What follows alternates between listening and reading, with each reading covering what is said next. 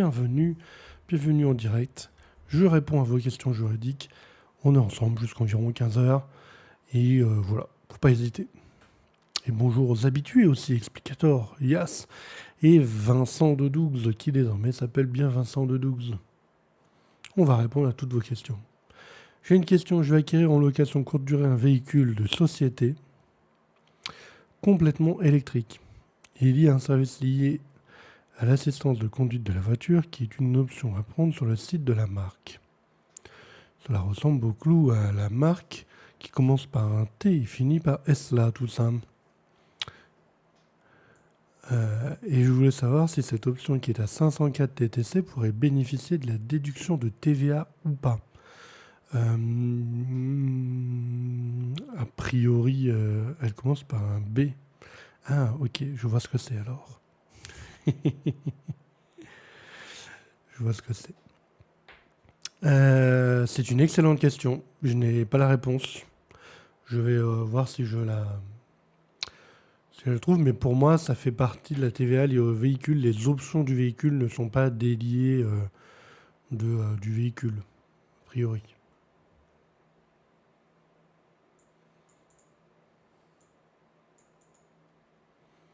Boeing, c'est un très très beau véhicule. Voilà, effectivement, c'est Boeing. Le chat, tu viens ou tu viens pas? Le chat vient. Allez. Bonjour le chat.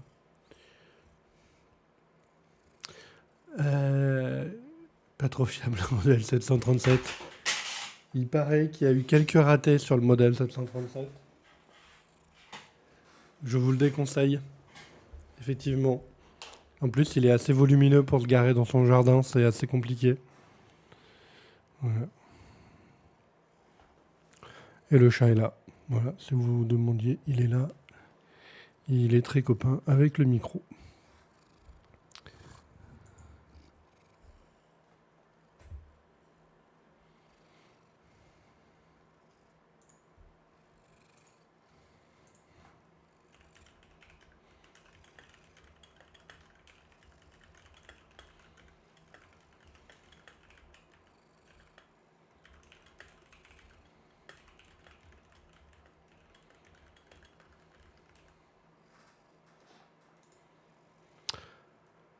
Alors, faut que je regarde si je vous trouve quelqu'un pour obtenir la réponse à cette question.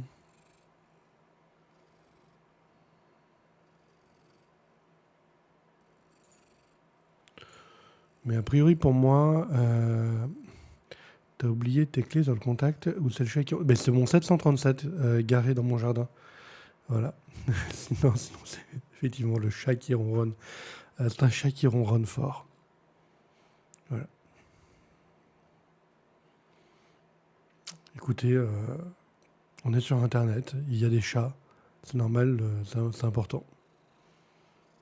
C'est pour avoir plus d'abonnés sur la chaîne, il faut des chats. Il faut des chats qui ronronnent.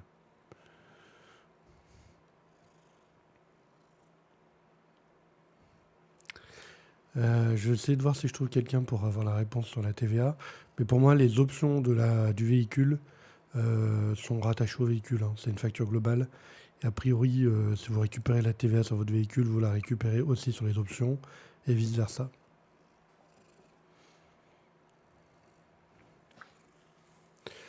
Oh bonjour, j'ai une question concernant le gérant d'une SCI à l'IS que je suis en train de créer. Cette SCI sera détenue à 99% par ma holding patrimoniale, SASU à l'IS, et à 1% à titre personnel.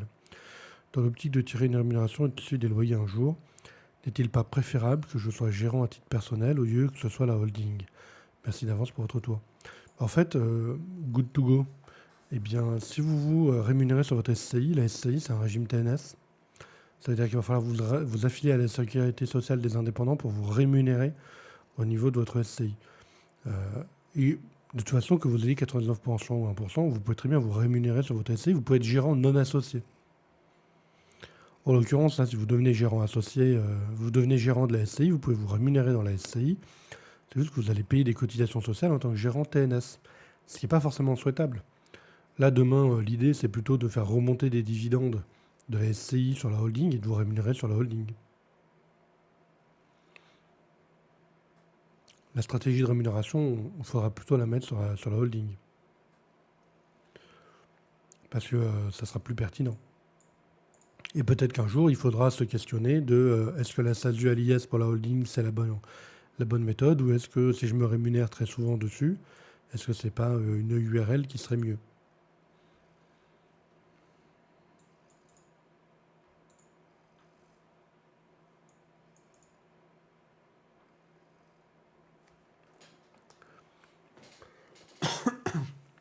Donc j'orienterais plutôt ça comme ceci. Pour moi, la SCI ne sert pas à se rémunérer. La SCI doit remonter son cash. En tout cas, vous êtes avec des SCI à l'IS, donc vous allez le régime mère-fille sur les dividendes. Et ensuite, vous optimisez votre rémunération sur la holding en fonction de votre besoin et puis de vos autres droits. Si vous êtes en SASU à l'IS, peut-être qu'actuellement vous avez de bonnes raisons de l'être, si vous vous rémunérez soit avec un bulletin, soit en dividende, auquel cas c'est la stratégie de rémunération qu'il faut affiner sur la holding.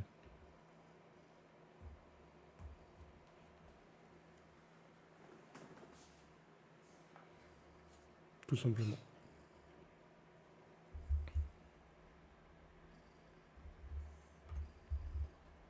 Et c'est avec plaisir, Good to Go 97. Faut pas hésiter. Ne pas hésiter, ne pas hésiter. Et ne pas hésiter à s'abonner sur la chaîne YouTube, La Quotidienne Juridique.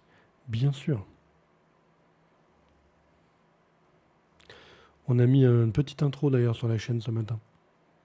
Clément nous a concocté un petit mix d'intro sur la chaîne YouTube.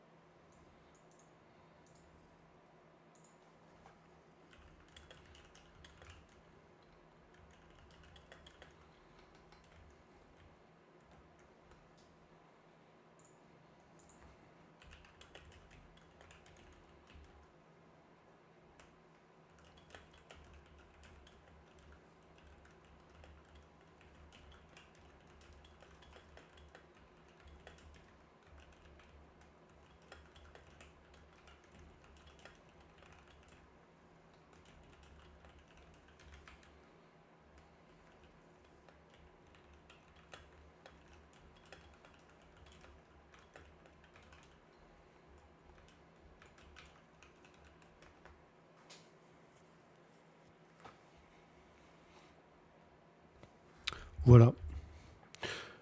Sinon, j'espère que vous allez bien, que vous êtes en forme. On a eu de nouveaux abonnés ce week-end, ça fait très plaisir. Et c'est très très cool. Bientôt les 200, on va y arriver. Et je vous rappelle, demain soir, pour le programme du soir, du mardi soir, si vous ne regardez pas le foot, si vous regardez le foot, sachez qu'on annoncera les résultats en même temps. Et il est tout à fait possible de suivre et le foot et un incroyable live Twitch sur les conditions générales de vente, parce que c'est de ça qu'on va parler demain. On va parler des conditions générales de vente. C'est ce qui a été, voté en fin de semaine dernière. De manière parfaitement démocratique. C'est la période des votes. Voilà.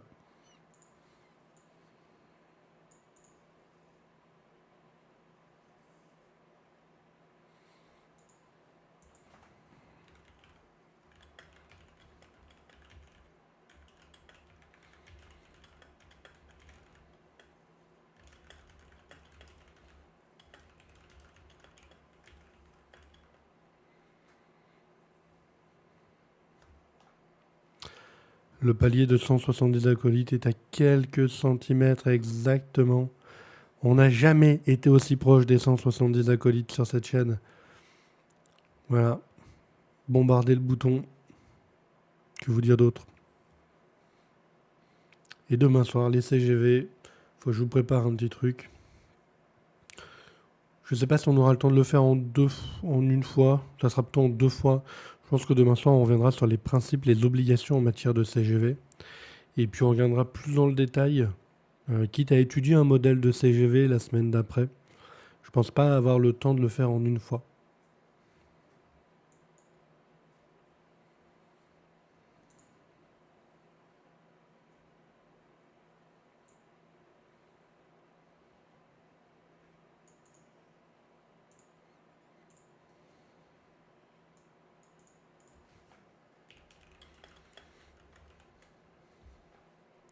Et d'ailleurs, bah, je voulais en profiter d'ailleurs. C'est vrai que Vincent me le chuchote à l'oreille. Est-ce que les sujets techniques que je prépare le mardi soir, ça vous va? Ou est-ce que vous préférez qu'on voit ça en semaine? Par exemple, j'avais pensé au vendredi matin sinon. Est-ce que le créneau du mardi soir vous intéresse, vous, la communauté? Vous, les viewers? Vous, les acolytes? Sur le créneau du mardi soir, vous intéresse toujours ou pas? Et sinon, j'organise ça autrement. C'est pas grave s'il n'y a pas le créneau du mardi soir. Moi, ça me libère ma soirée, hein. Ça fera plaisir à ma femme, hein. Tiens, un truc, un cheveu qui me gêne.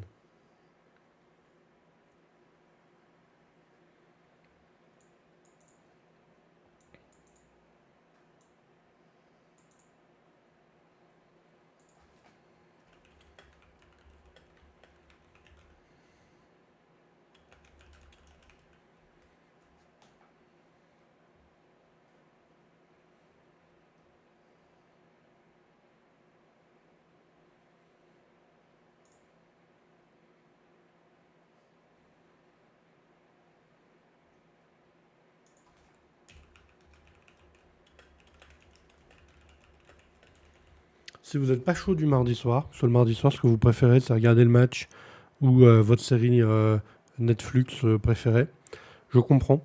Auquel cas, euh, auquel cas on envisage plutôt le sujet un peu technique où moi je vous prépare un truc à l'avance. On envisage un autre créneau. Dites-moi dans le chat, c'est quoi les créneaux qui vous arrangeraient? Cela, moi j'avais mis arbitrairement 14h tous les jours, 11h30 le vendredi, ça collait à mon agenda. Et en même temps, ça me semblait pertinent pour du quotidien professionnel. Mais dites-moi hein, s'il y a des horaires qui vous semblent plus pertinents que d'autres. Est-ce que par exemple, je sais pas, est-ce que vous préférerez par exemple 17h, avoir du 18h, avoir du... Est-ce que 21h c'est trop tard ou trop tôt? Est-ce que vous voulez 23h? Est-ce que vous voulez du... me dites pas s'il vous plaît 7h le matin par contre. Je sais pas si ça se voit à ma tête, mais je suis pas hyper du matin. Est-ce que j'ai une tête à être du matin? Je pense pas. Il y a des gens, ils ont une tête à être du matin, moi non. En fait, je pense que c'est le matin qui est pas David. Parce que moi, je suis tout à fait normal. Voilà. Pas de raison de me remettre en cause. C'est le matin qui devrait se remettre en cause. Pas du tout adapté à ma personne.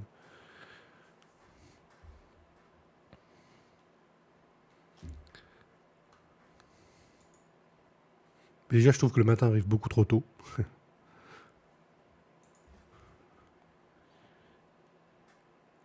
C'est pour ça que j'avais proposé. Alors, du coup, bon, déjà, il y a Yas qui me dit 21h, d'autres préoccupations. Ok. Bah, du coup, ça me confirme un petit peu ce sujet-là. Le problème du matin, c'est que c'est matinal. Mais oui, mais carrément. Et oui, et c'est ça. C'est parce que moi, je suis matinal, mais heure de Toronto. Voilà. Et oui, en fait, c'est la matinale de 14h.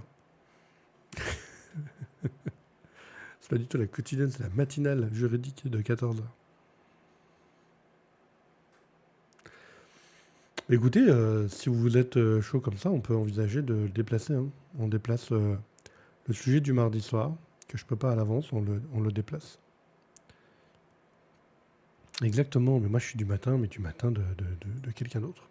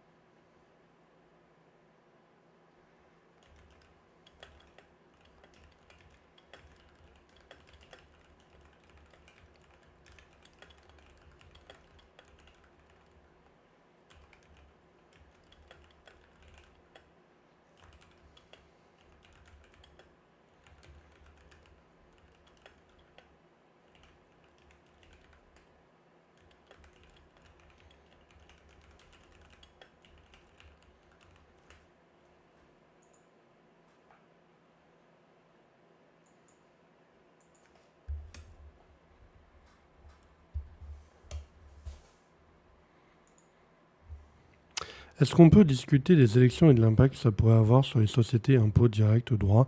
Bien sûr, Yas. Qu'est-ce qui vous inquiète?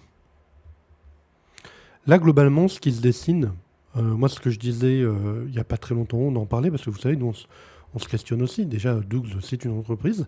Et puis, on se questionnait sur, tiens, est-ce qu'on n'en parle pas sur la chaîne YouTube ou autre? Euh, Ce qui se dessine, je ne sais pas si vous êtes très familier euh, des, euh, du Parlement et de comment ça fonctionne, tout ça. Euh, Ce qui va se passer, là, visiblement, c'est ce qu'on appelle euh, une assemblée générale sans parti, sans majorité absolue. C'est-à-dire qu'aucun parti n'a la possibilité de prendre des décisions et de les imposer aux autres.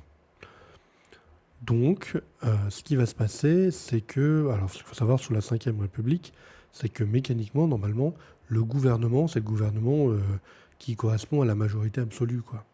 Puisque c'est souvent le gouvernement qui va proposer des lois et puis les faire voter par sa majorité. Dans un parlement où il n'y a pas de majorité, eh bien, vous ne pouvez pas faire le 49.3 non plus à volonté, parce qu'en fait, l'utilisation du 49.3 octroie la possibilité de présenter par les oppositions une motion de censure.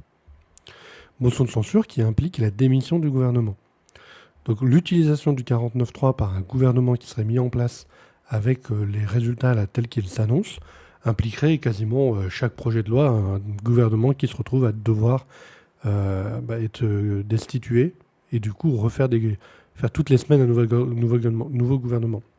Donc ça ne fonctionnera pas. Ce qui se passe dans ce genre de situation, en réalité, on n'est pas dans une situation instable, on est dans une situation stable. Ça qui peut paraître le plus étonnant. Pourquoi? En fait, dans ce genre de situation, on passe sur ce qu'on appelle un gouvernement technique, c'est-à-dire un gouvernement de personnes qui ne vont pas prendre des décisions, ils ne vont pas prendre de réformes spécifiques. Ça va être un gouvernement qui va être juste là pour veiller au fonctionnement normal, quotidien de l'administration, des institutions publiques. Donc ça va être un gouvernement de techniciens et pas un gouvernement qui va être en capacité de faire passer des lois.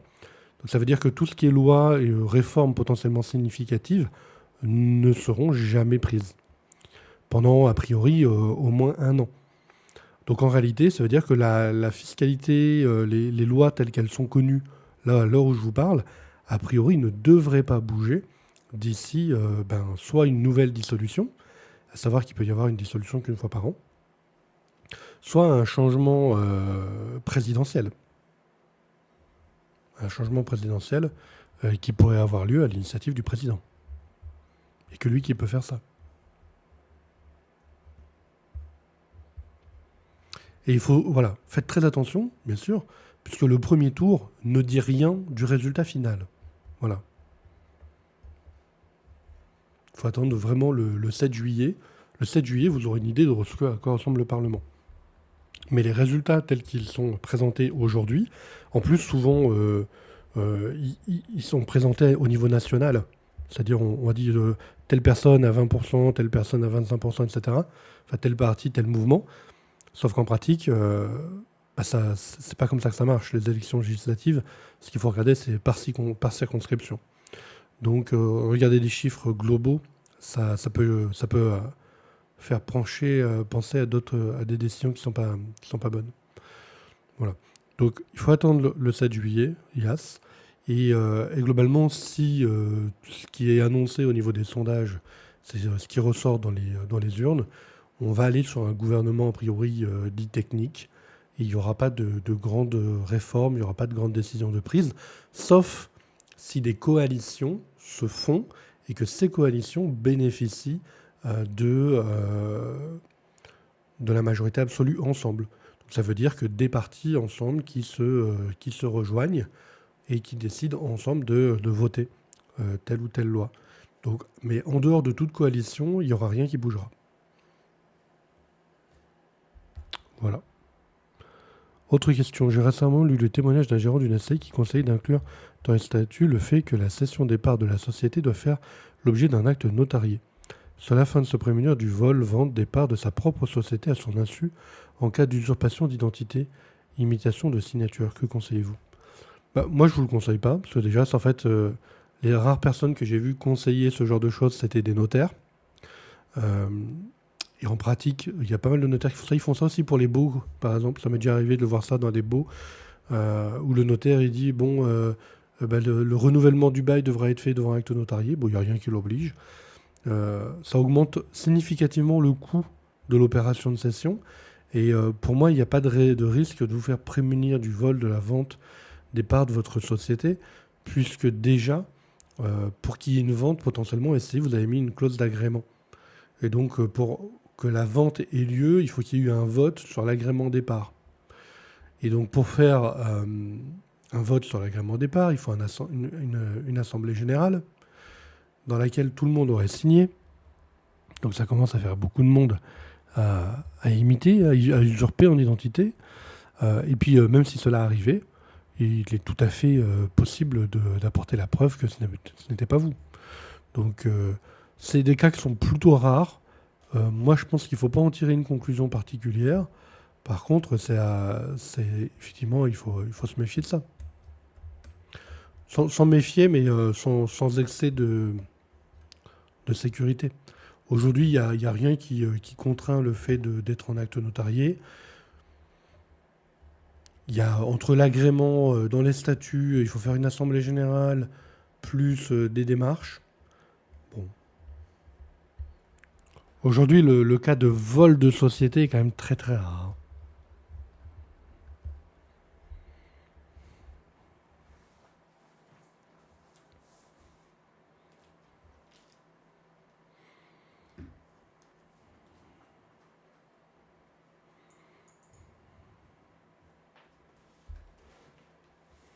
Donc moi, je ne le conseille pas forcément. Voilà. Du coup, Yas, pour poursuivre, eh bien, ça veut aussi dire que peut-être que ça peut changer dans un an. C'est-à-dire qu'au bout d'un an, je crois qu'il est encore possible pour le président de redissoudre à l'Assemblée nationale. Et auquel cas, dans un an, on peut rebattre les cartes. Mais là, on se profile sur un gouvernement technique, peu d'évolution, peu de changements. Donc a priori, j'ai vu par exemple sur LinkedIn des avocats appeler à très vite faire des distributions de dividendes pour bénéficier de la flat tax au cas où un gouvernement, une assemblée nationale remettrait en cause la flat tax. Personnellement, je ne suis pas du tout dans cette position alarmiste parce que je ne pense pas qu'il y ait aujourd'hui une majorité à l'Assemblée nationale après le 7 juillet qui vote la remise en cause de la flat tax compte tenu des projections d'arrivée sur le sujet.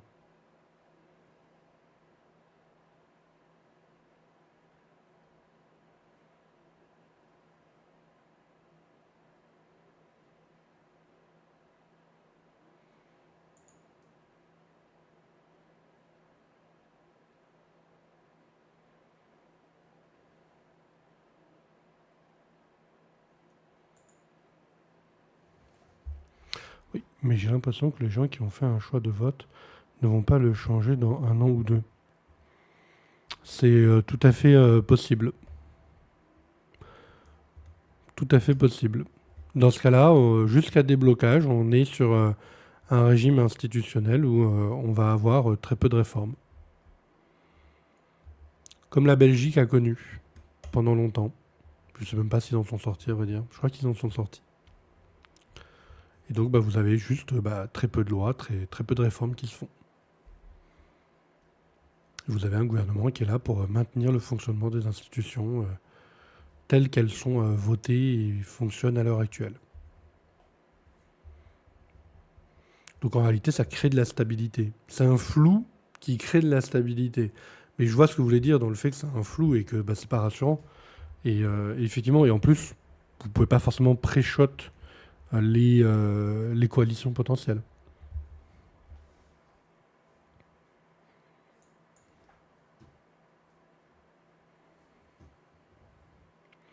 Effectivement, est-ce que les gens qui ont voté voteront différemment dans un an ou dans 2 ans? Ça, après, le Parlement, il ressemble à ce que les gens ont voté, hein, j'ai envie de vous dire. Ça, c'est. Moi, j'ai pas de jugement à avoir là-dessus. Est-ce que ça va est-ce que ça va nous impacter? Tant qu'il n'y a pas de majorité absolue qui se. Bah, oui, ça crée un flou. Ça crée un flou. Donc oui, bah, je crois que la bourse a perdu des points, hein. Le CAC 40 avait perdu, avait décroché un peu. Donc oui, ça a un impact. Ça a un impact. Les investisseurs sont peu confiants. Donc ouais, 7%. C'est beaucoup 7%. Donc oui, c'est un flou.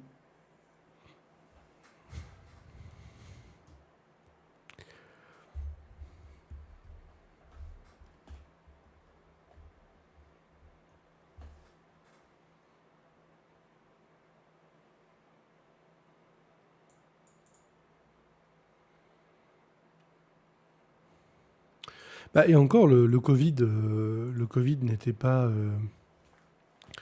était une situation où on avait un gouvernement avec une majorité qui lui a permis de prendre tout un tas de mesures, hein. Mais effectivement, d'un point de vue citoyen, c'était quelque chose d'assez déroutant. Et là, on est dans une situation qui peut être vue aussi comme assez déroutante pour les investisseurs, pour les business.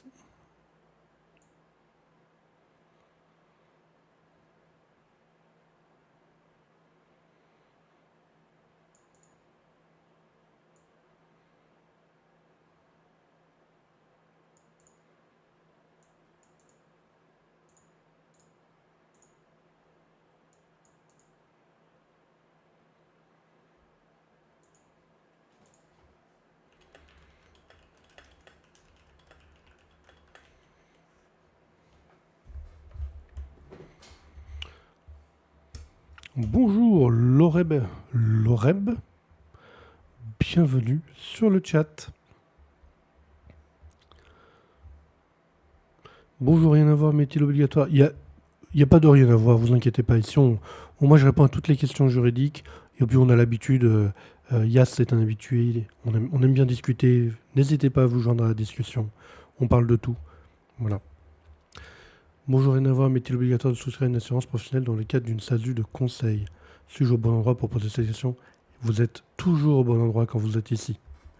Eh bien, à minimum, même quand on fait du conseil, on va souvent vous recommander de prendre ce qu'on appelle une RC Pro, responsabilité civile professionnelle. Ça vous couvre notamment si vous avez demain un litige avec un client, eh bien ça peut vous couvrir ou en tout cas vous offrir des options de protection juridique. Donc la RC Pro, c'est souvent le minimum. Voilà. Est-ce que vous avez une assurance professionnelle obligatoire? Bah, pas forcément, ça dépend de votre activité. Si vous faites du conseil, par exemple, je sais pas, pour les affaires, il n'y a pas forcément besoin d'une. C'est pas obligatoire. Par contre, la RC Pro, c'est quand même pas mal, hein. Et si vous avez besoin d'aide pour prendre une RC Pro, sachez chez Doux, on a des partenaires qui travaillent sur le sujet. On peut vous mettre en relation, on peut même vous en trouver une, je crois. À des super tarifs, bien sûr. C'est un service qui est assuré par Doux. Nous faisons ça avec notre branche patrimoine. Donc n'hésitez pas. Donc voilà, si vous voulez être mis en contact, eh bien vous pouvez, sur le chat de doux.fr, vous pouvez demander à avoir un contact avec le service assurance pour une RC Pro, et puis ils vont vous proposer un rendez-vous pour en parler avec vous. Ok, voilà. Donc la RC Pro, c'est vraiment le minima. Si votre activité elle est faiblement risquée, normalement les cotisations ne sont pas très élevées. On n'est pas du tout comme comme les assurances que vous pouvez avoir dans le bâtiment, comme les décennales ou autres, qui pèsent très lourd dans les charges.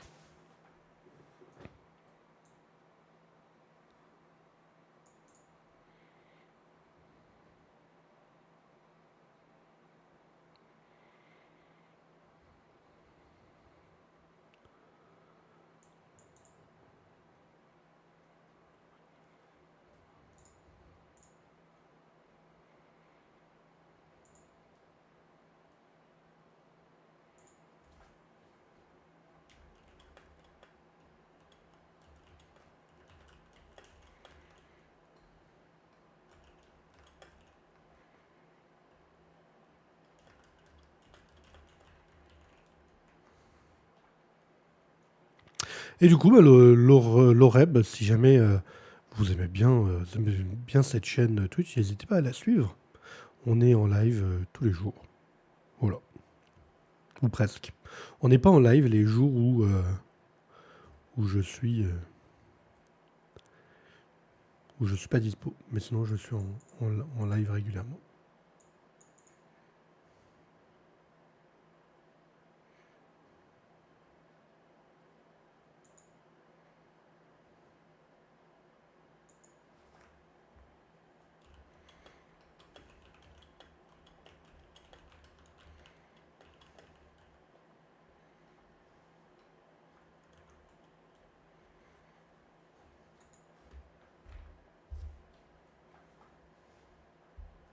C'est pas simple de lancer une boîte, très clairement.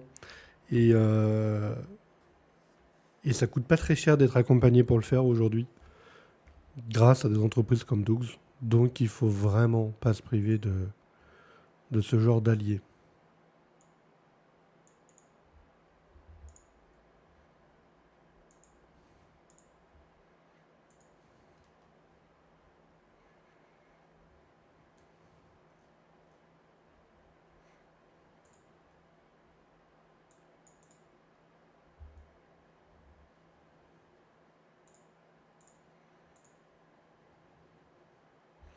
Allez, j'en profite pour regarder un petit peu l'actu juridique. Qu'est-ce qu'on a trouvé sur le sujet dernièrement?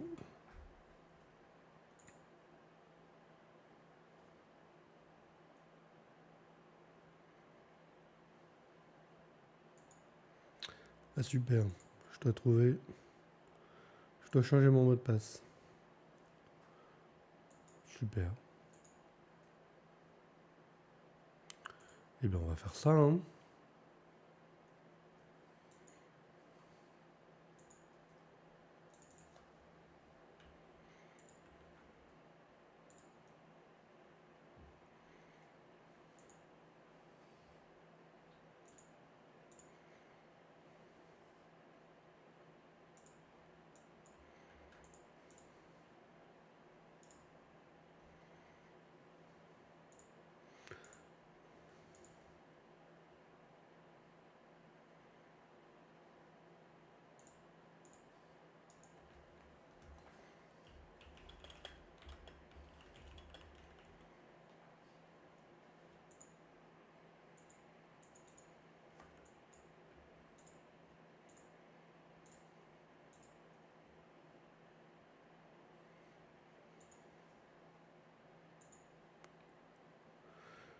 Hop.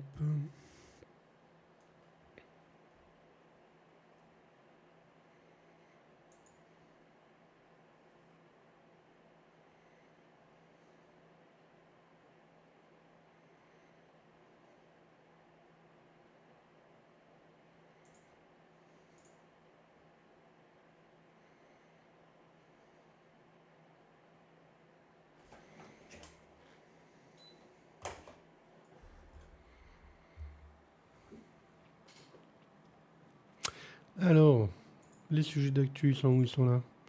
Mot de passe changé, on est bon.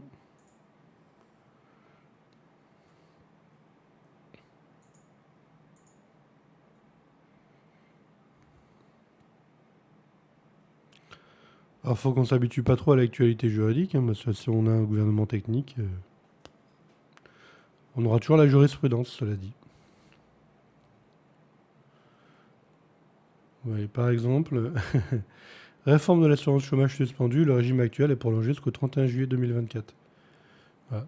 Donc pour le moment, ça bouge plus. Toutes les lois qui étaient en étude, ça bouge plus.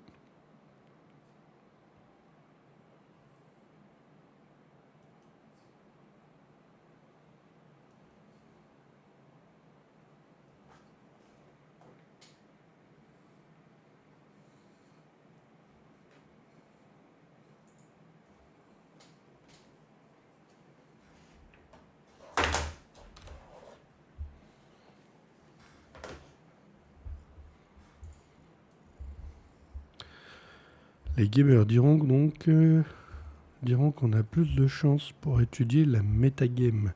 Exactement. On est hors période de rotation. La méta va se stabiliser.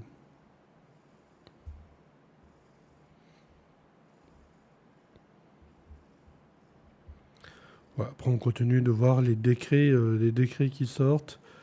Le 1er juillet est sorti le décret de partage de la valeur.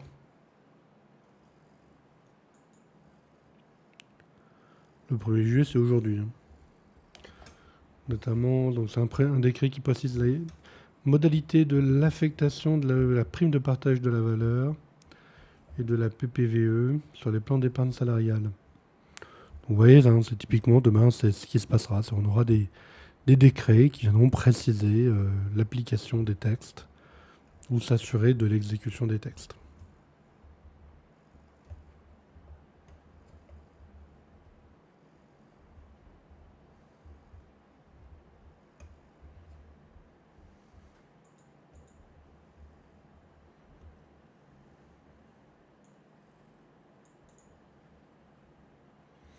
Également sorti un décret qui maintient le taux majoré de 25% de réduction sur l'IR pour les personnes qui investissent au capital des ESUS, les sociétés de l'entreprise sociale, entreprise solidaire d'utilité sociale.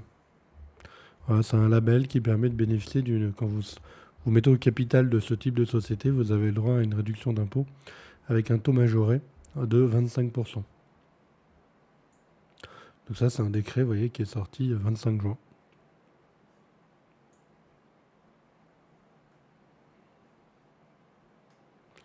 Qui est en vigueur depuis le 29 juin. Donc du 28 juin au 31 décembre 2025.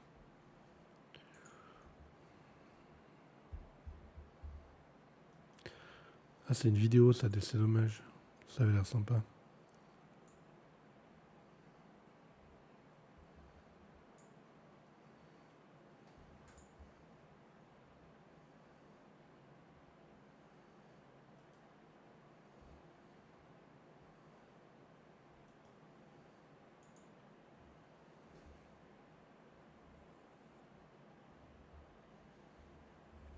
Pas mal de jurisprudence en matière sociale cette semaine.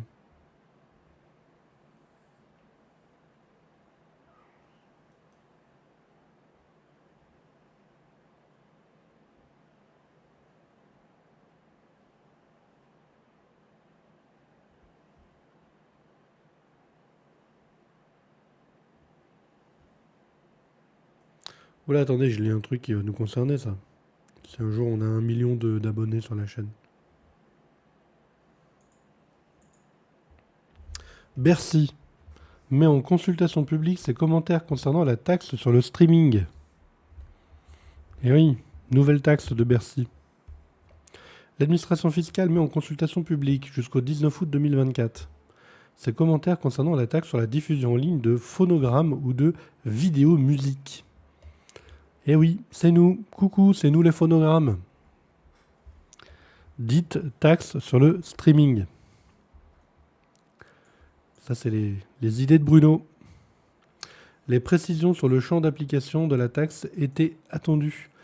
L'article 53 de la loi, blablabla, je vous laisse le détail, a instauré à compter du 1er janvier 2024 une taxe sur les locations en France de phonogrammes et de vidéo-musique. Franchement, phonogrammes et vidéo-musique. Franchement, personne ne peut se moquer du terme acolyte des illustres de l'Académie française quand derrière on a des dirigeants qui nous parlent de phonogrammes et de vidéo-musique. Vidéo-musique écrit en un seul mot. Hein. Voilà. V-I-D-E-O-M-U-S-I-Q-E-S. En un seul mot, les vidéo-musiques. Donc, les locations en France de phonogrammes et de vidéo-musique destinées à l'usage privé du public dans le cadre d'une mise à disposition à la demande sur les réseaux en ligne. Et oui, bien sûr, tout ça c'est codifié à l'article 1609, sexe des sièces du CGI. Et oui, voilà. On va finir par se faire démonétiser à cause du nom des articles du Code général des impôts, moi je vous le dis.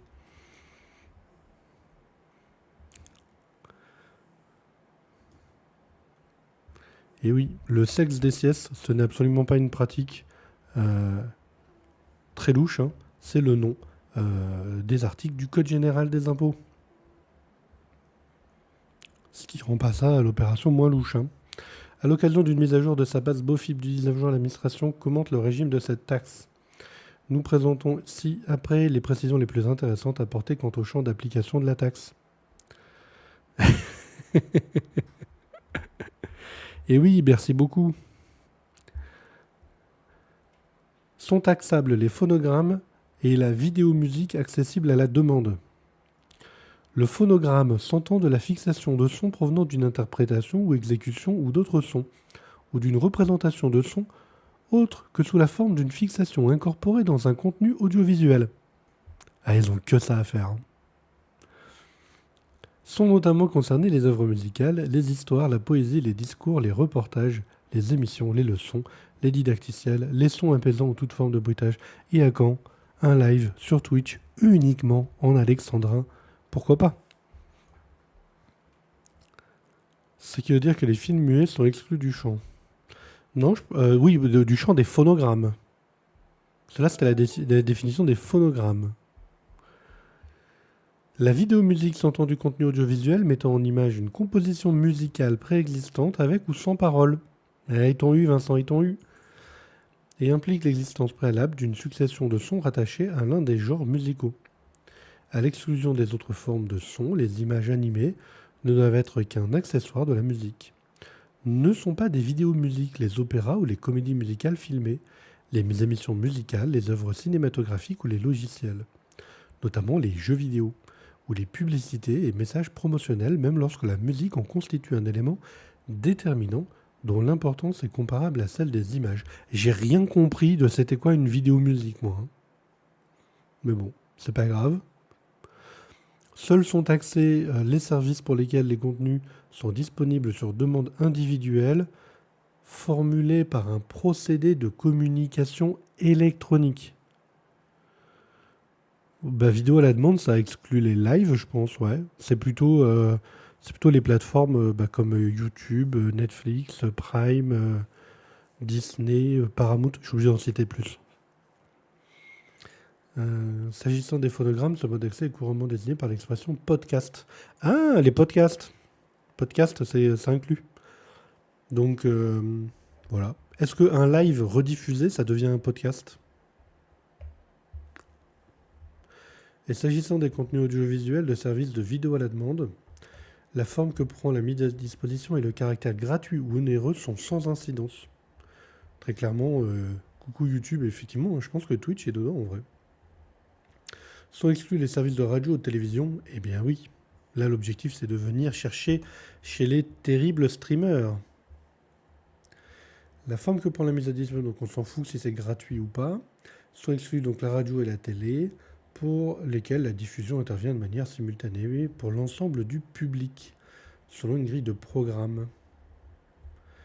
Ah, donc le live est pas concerné. C'est vraiment la rediffusion. Parce qu'en fait, le motif d'exclusion de la radio et de la télé, c'est la diffusion intervient de manière simultanée pour l'ensemble du public selon une grille de programme.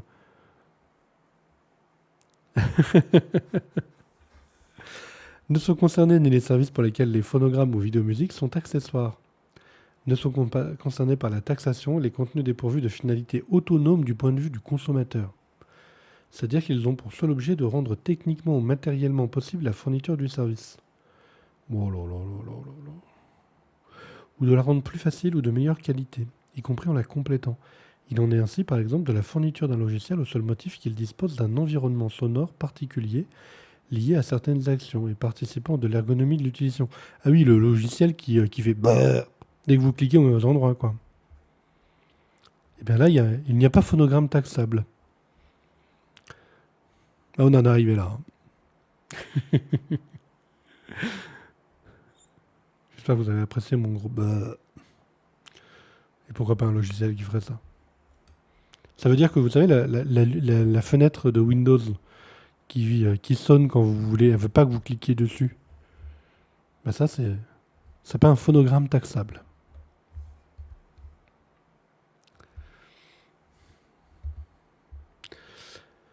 Donc, de la fourniture de logiciels au seul motif qu'il dispose d'un environnement sonore particulier lié à certaines actions et participant de l'ergonomie de l'utilisation, de la fourniture d'un jeu vidéo pour lequel, au sein des bonus, sont accessibles les œuvres de la bande-son, ou encore du service de rattrapage d'un service de télévision pour lesquels les émissions de vidéo-musique sont marginales dans la grille de programmation. En revanche, un service de rattrapage propre à une chaîne musicale comprenant de nombreuses diffusions de vidéo-musique sera taxable, même lorsqu'il est commercialisé sans surcoût avec le service de télévision qu'il complète. Donc là, très clairement, c'est pour la vidéo à la demande des chaînes de télé en rediffusion, quoi. Ils ont été jusque dans les bonus des jeux vidéo, quoi. C'est limite s'ils nous disent les sons que vous trouvez quand vous tapez sur votre manette L2, R2, bas, bas, gauche, gauche, L2, R2. Eh bien ça, c'est taxable maintenant. Voilà.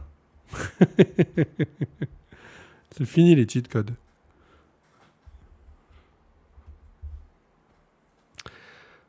Et donc, ni les services d'information relatifs aux œuvres musicales. Eh bien non, mais il y a plus de ça. Hein. Il y a plus de ça.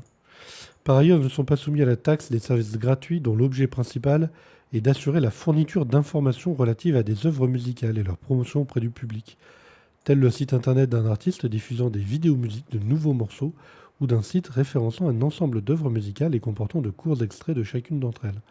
Honnêtement, hein, j'ai rien compris à ce qui allait réellement être taxable, personnellement. Je suis arrivé au bout de l'article, il n'y a pas de chute. Il n'y a pas une chute un peu marrante à la fin.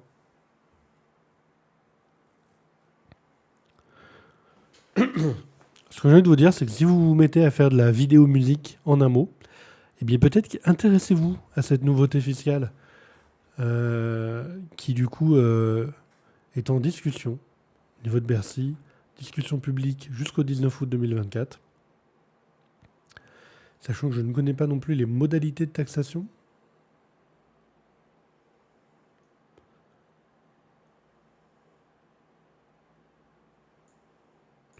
Et si vous voulez envoyer vos remarques, je vous le mets ici. Hein.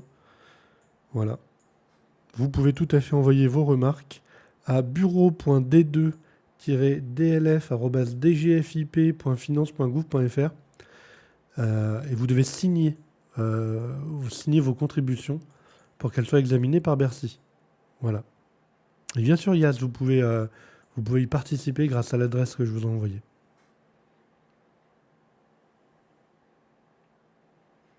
Si vous vous ennuyez,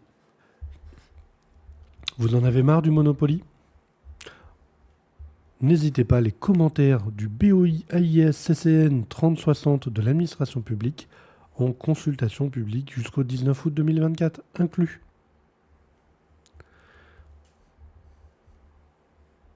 Voilà. Si vous avez de l'orage ce week-end, on se met sur les consultations publiques du BOFIP pour y participer. Alors, qu'est-ce que je m'étais mis de côté ? Celui-ci m'intéressait.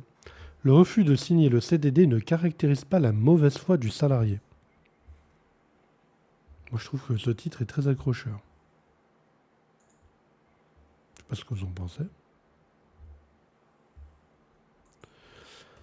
Le salarié qui continue de travailler sans avoir signé le renouvellement de son CDD peut demander la requalification en CDI, sauf s'il a délibérément refusé de signer de mauvaise foi. Et du coup, c'est quoi signer de mauvaise foi un contrat ? Encore faut-il caractériser cette dernière comme l'illustre un arrêt du 22 mai dernier. Donc ici, le contrat de travail à durée déterminée doit être établi par écrit, ça c'est obligatoire, hein, c'est la loi qui le demande, faute de quoi on considère que c'est un CDI. Voilà, sachez-le, ça c'est la loi de base. Un CDD, si c'est pas écrit, on appelle ça un CDI. Selon une jurisprudence constante, l'absence de signature du CDD par l'une ou l'autre des parties est assimilée à un défaut d'écrit. Et vous voyez là le problème. C'est je signe pas mon CDD, et puis comme ça, tiens, j'aurai un CDI. Quoi. Parce que comme il n'y a pas de signature, il n'y a pas d'écrit. Et pourtant, je suis allé bosser. Donc il y avait bien un contrat. La Cour de cassation considère qu'un salarié qui a refusé de signer le contrat, pour rappel, la Cour de cassation, c'est le GOAT, c'est le chef suprême en matière juridique. Donc, considère qu'un salarié qui a refusé de signer le contrat pour ensuite s'en prévaloir pour obtenir la requalification du contrat, même s'il a accepté de travailler. Il n'en va autrement que lorsque le salarié a délibérément refusé de signer le contrat de travail de mauvaise foi ou dans une intention frauduleuse.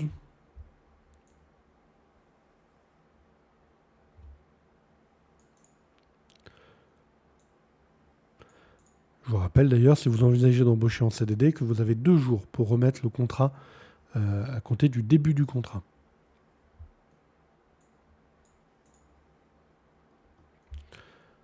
Donc, le salarié qui refuse de signer le renouvellement de son CDD, en l'espèce, donc là dans la situation dont on parle, un salarié avait été engagé en qualité de vendeur en raison d'un accroissement d'activité en CDD du 8 octobre au 8 février, lequel avait été renouvelé une première fois jusqu'au 4 juin, et le salarié avait refusé de signer un nouveau renouvellement de son CDD, n'étant pas d'accord avec son contenu, mais avait continué de travailler. Il avait saisi, bien sûr, le tribunal, en vue notamment d'obtenir une requalification en CDI.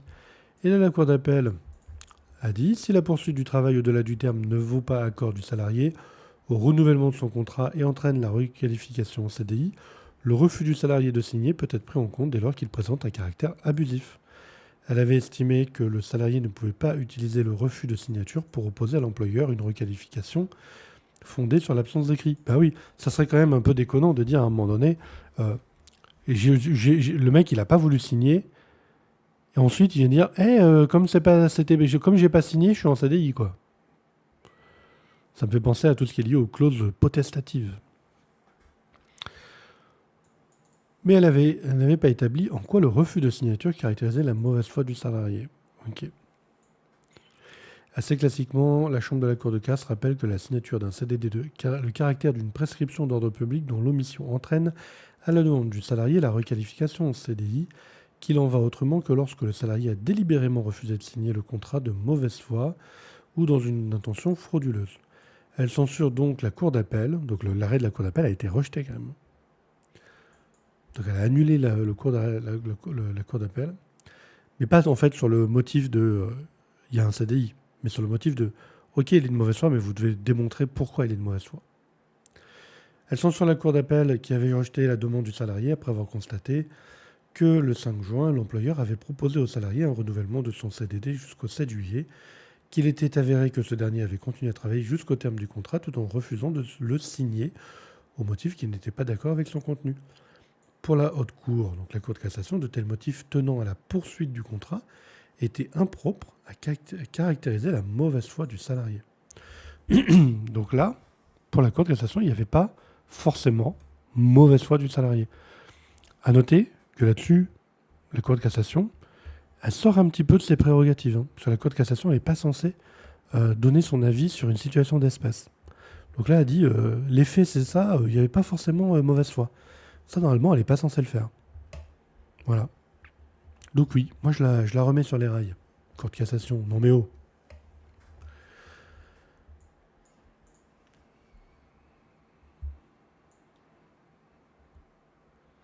Qu'est-ce qu'il faut retenir de tout ça? Eh bien, si votre salarié refuse de signer le CDD, eh bien, interdisez-le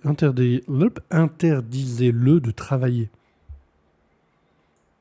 Comme ça, vous n'aurez pas besoin d'apporter la preuve qu'il était de mauvaise foi. Il ne veut pas signer, et bien tant pis pour lui. Oust. Voilà. C'est la conclusion de cette jurisprudence qui est sortie le 22 mai 2024. C'est pas très ancien.